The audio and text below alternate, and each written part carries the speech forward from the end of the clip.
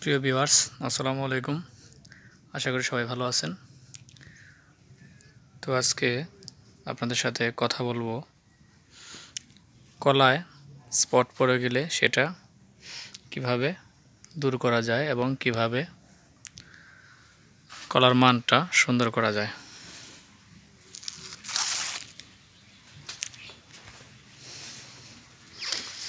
দেখেন কলার কি অবস্থা, প্রত্যেকটা কলার সরি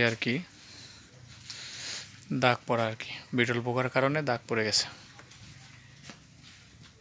সরি কিন্তু অনেক বড়, কিন্তু সঠিক যত্নের অভাবে এই অবস্থা। দেখেন কি একটা অবস্থা।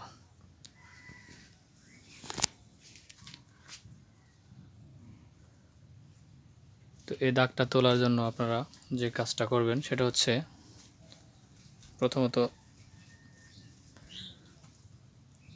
7 পাউডার এটা আপনারা দিয়ে দিবেন প্রতি ট্যাঙ্কিতে 10 থেকে 15 গ্রাম এটা স্প্রে করবেন। তো এটা একবারই ব্যবহার করুন। তারপরে আপনারা যে কাজটা করবেন সেটা হচ্ছে বোরন, 30 গ্রাম বোরন, সাথে 20 থেকে 25 মিলি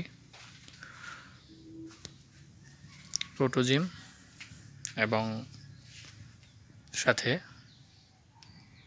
হাফ প্যাকেট গ্রিন লিপ।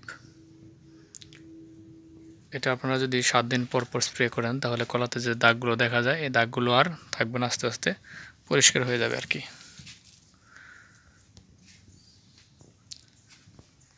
পরবর্তীতে দেখবেন আস্তে আস্তে কলার মানটা যে এরকম হবে। এটা কিন্তু মোটামুটি পরিষ্কার হয়ে গেছে আর কি এটা দেওয়ার পরে আর কি। তো 2 থেকে 3 বার ইউজ করলেই আশা করি ভালো একটা রেজাল্ট আপনারা পাবেন। তো এই ছিল মূলত আজকের আলোচনা। তো কলা চাষের যে কোনো তথ্য পেতে অবশ্যই আমার চ্যানেলটাকে সাবস্ক্রাইব করবেন, লাইক কমেন্ট শেয়ার করবেন। তো সবাই ভালো থাকেন, সুস্থ থাকেন। আজকের মতো বিদায় নিচ্ছি। আল্লাহ হাফেজ।